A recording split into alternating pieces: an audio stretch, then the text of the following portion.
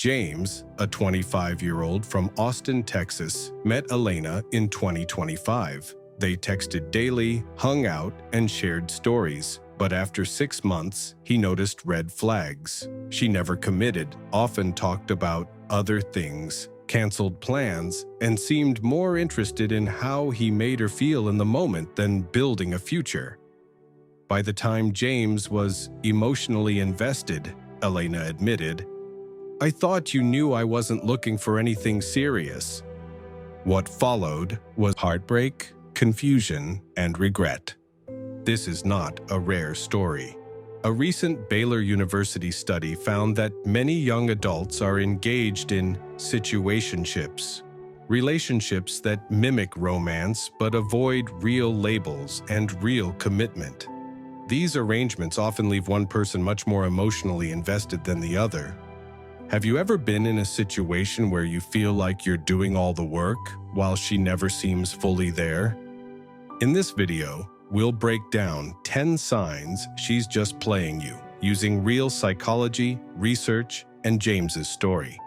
By the end, you'll know how to spot it early, before your heart gets tangled. Sign number 1, you're texting more than her. In James' case, he was always the one initiating texts, morning, night, check-ins. Elena responded sometimes, but rarely started the conversation. Why this matters.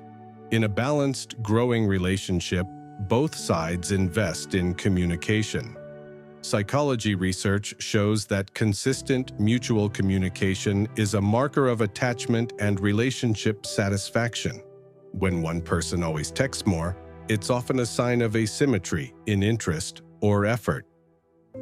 Very Well Mind's guide on emotional manipulation lists one-sided conversations as a common manipulative style. If you're always texting more, asking questions, trying to build connection, and she never reciprocates unless prompted, she may enjoy the attention without meaning to deepen the connection. Sign number 2, talks about other men. She often talked about other guys. Maybe it's friends, maybe exes. With James, she'd frequently mention male friends, sometimes flirtatious stories, or how someone else treated her well. Not maliciously, just casually, but often. Mentioning other men can be a way of keeping you off balance emotionally. It's also a way of gaining reassurance from you. Do you care? Without directly asking. It signals that she's keeping her options open. Research on situationships highlights that many people avoid labels because they want to preserve freedom to see others. If talks of other men leave you uneasy and she doesn't seem to notice or minimizes your discomfort, that's a red flag. It often means her emotional availability is divided. Sign number 3, pretending. Pretending what? Pretending to care deeply. Pretending to be aligned in goals, pretending to want the same things as you without backing it with action. In James's story, Elena would mirror James' values when it suited her, talk about travel, future, passions. But when decisions came, she backed away. She pretended to share dreams, but never made any moves toward them. Authentic connection requires congruence between words and actions. A mismatch is manipulative, or at least misleading. Psychology studies indicate that people with higher satisfaction in relationships feel known and not just mirrored superficial preferences. She may echo your values, pretend to care about your ambitions, act emotionally present, but when you try to deepen or lean on those shared dreams, she disappears or avoids follow-through. Sign number 4, doesn't ask you personal questions. In the early months, she was charming, seemed to know things about your life, but rarely asks you personal things. In Elena's case, she'd talk about her day, her feelings, but when it came time for your fears, your family history, your dreams, rarely.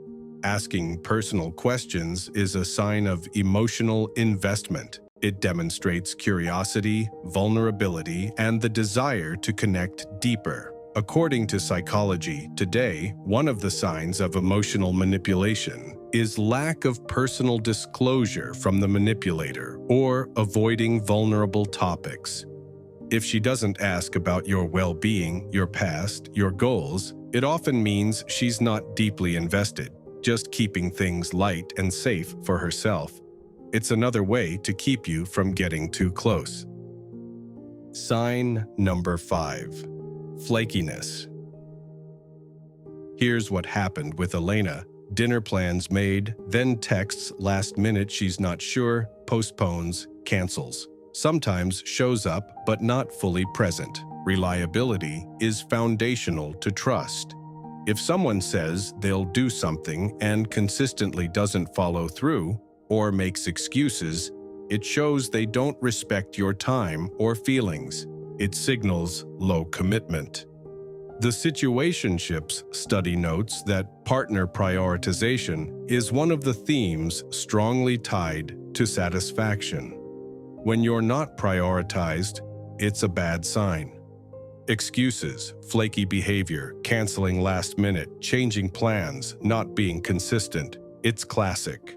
If this is frequent, not occasional, it's an important warning. Sign number 6. She's on her phone around you. When Elena and James were together, eating, watching a movie, walking, half the time James saw her on her phone checking social media, texting others, laughing at other messages. She was physically present but emotionally elsewhere, like presence matters. If she's always distracted by a device, giving more attention to the screen or someone else than to you, that's a sign of the priority you're being given. Emotional presence is as important as physical. Very Well-Mind and other relationship psychology resources describe emotional withdrawal, which includes giving less attention, as a hallmark of manipulation or low investment. If she chooses her phone over talking to you or always responds to others while with you, you're being placed in a secondary emotional role. Sign number 7. She wants to meet halfway for the date. James suggested a location closer to her home. Elena suggested locations always convenient for her or asked him to come to her. When James proposed meeting halfway, he'd get a lukewarm maybe or slow acceptance. Willingness to compromise is crucial in any healthy relationship. If she's consistently making you travel or work harder for the meeting, it indicates asymmetry in effort and care. The Situationships trend again shows that effort and investment are key predictors of satisfaction. When one partner does more than the other, imbalance builds. She might act interested but won't bend or sacrifice comfort zones. She wants your pursuit but not your equality. Sign number 8. She never wants to be alone with you. In the early phase, James asked Elena if they could hang out at her place, just the two of them. She always preferred busy coffees, group settings, public hangouts. When they were alone, she seemed awkward, distant. Why this matters? Being alone together allows vulnerability and real emotional connection. If she avoids one-on-one settings, that suggests she can't or doesn't want to let you in fully. Avoidant attachment, fear of vulnerability, or desire to keep things superficial can lead partners to avoid solitude. It's often a red flag. If she always wants others around or settings with less intimacy, she may enjoy aspects of attention without exposing herself emotionally. Sign number 9. Not excited when you ask her out.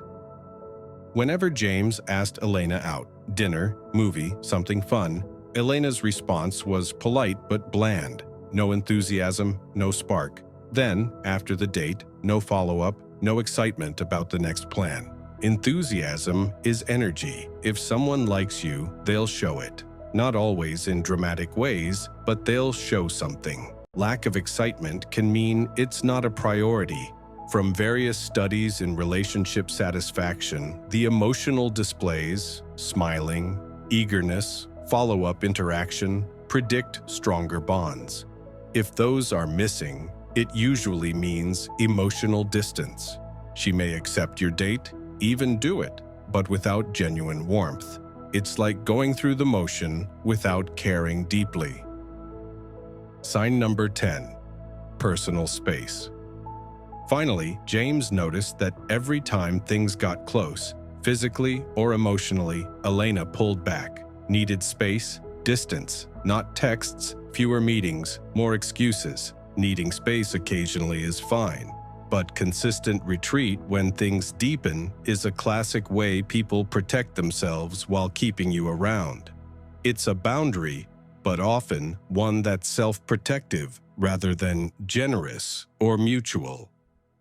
Attachment theory suggests people with avoidant or fearful attachment will pull away when closeness increases. This causes inconsistent pattern, closeness, then withdrawal. That space isn't about breathing room.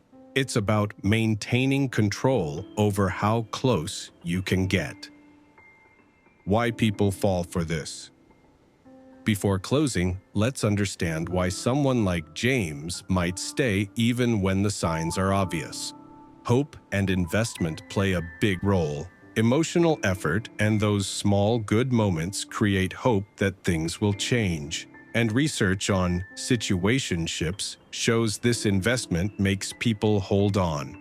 There's also the fear of letting go, since walking away means facing pain, loss, and even the identity built around that hope. Add to this the basic desire for connection. Humans are wired to value even inconsistent affection over none at all.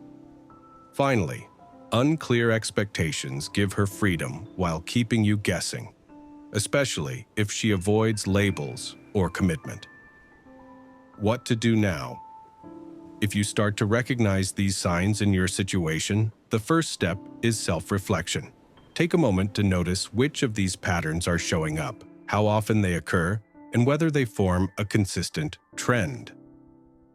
Once you're clear about what you're experiencing, the next step is to communicate openly and clearly. Avoid accusations, and instead use I statements to express your feelings. For example, I feel like I'm usually texting more, and I'd like to know how you see things. From there, it's important to set boundaries. If constant flakiness hurts you, let her know you expect more reliability. If you need exclusivity or more one-on-one time, state it clearly. After that, monitor her consistency, because actions always speak louder than words. If someone is serious, they'll make an effort, meet you halfway, and show genuine excitement. Finally, be prepared to walk away if nothing changes. Protecting your mental health and peace is far more important than holding on to a relationship built on false hope or one-sided effort. In the end, recognizing these signs isn't about blaming her. It's about protecting your emotional well-being. Love should feel mutual and secure, not one-sided or confusing. Trust your instincts and don't be afraid to walk away if you're not valued. If this video helped, like, subscribe, and share it with someone who needs the reminder.